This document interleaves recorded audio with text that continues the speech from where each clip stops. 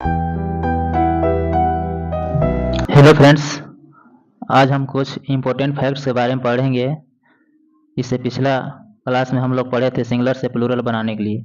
उसमें एक नियम बतलाए थे कि अगर कोई सिंगुलर नाउन हो उसके अंत में एस जोड़ते हैं तो वह प्लूरल बन जाता है। इसी तरह से आज हम उस नियम के अकॉर्डिंग कुछ पढ़ेंगे, लेकिन इसमें एस जोड़ेंगे तो इसका अर्थ पूरा का पूरा अलग हो जाता है। चलिए स्टार्ट करते हैं। कुछ ऐसे वर्ड्स होते हैं जिनके अंत में एस लगाने पर उनका अर्थ पूरा का पूरा बदल जाता है, चेंज हो जाता है। जैसे जी डबल ओ डी, गुड का मतलब होता है अच्छा। अगर हम एस में लगाते हैं तो ये बन गया है गुड्स, जिसका मतलब होता है वस्तु या चीज कह सकते हैं। इसी तरह से अगला W double O D, wood का मतलब होता है लकड़ी और वुड्स का मतलब होता है जंगल, यानी कि इसमें एस लगाएं तो ये बन गया है वुड्स और जिसका मतलब होता है जंगल।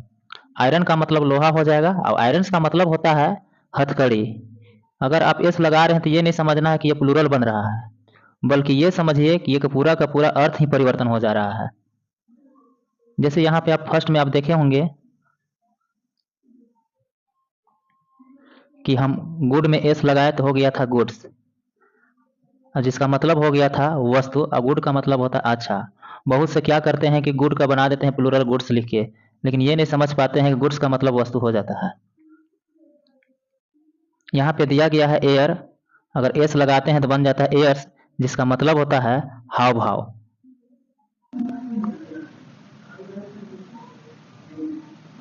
अगला है P A I N, pain का मतलब होता है दर्द और एस लगा दीजिएगा तो यह बन जाता है पेंस, जिसका मतलब होता है कोशिश।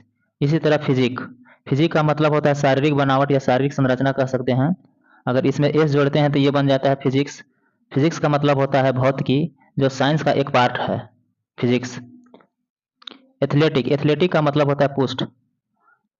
अगर एस जोड़ देंगे तो ये बन जाता है एथलेटिक्स, जिसका मतलब होता है खेलकूद, व्यायाम भी कह सकते हैं।